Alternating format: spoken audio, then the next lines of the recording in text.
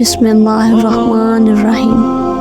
حضرت مولانا سید ابو الحسن علی ندوی رحمۃ اللہ نے لکھا ہے، لکھنؤ بازار میں ایک غریب درزی کی دکان تھی جو ہر جنازے کے لیے دکان بند کرتے تھے اور جنازے میں شریک ہوتے تھے۔ لوگوں نے کہا کہ اس سے آپ کے کاروبار کو نقصان ہوگا۔ کہنے لگا کہ علماء سے سنا ہے کہ جو کسی مسلمان کے جنازے پر جاتا ہے کل اس کے جنازے پر انشاءاللہ لوگوں کا ہجوم ہوگا۔ میں غریب ہوں، میرے جنازے پر کون آئے گا؟ ایک تو مسلمان کا حق بھی ہے کہ اور یہ دوسرا یہ کہ اللہ پاک بھی راضی ہو جائیں گے۔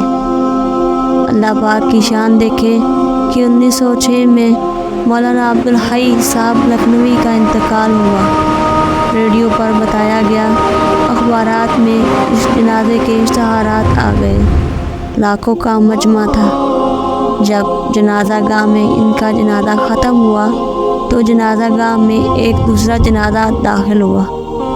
اعلان ہوا کہ ایک اور عاجز مسلمان کا جنازہ بھی پڑھ کر جائے۔ یہ دوسرا جنازہ اس درزی کا تھا جو مولانا کے جنازے سے بڑھ کر نکلا۔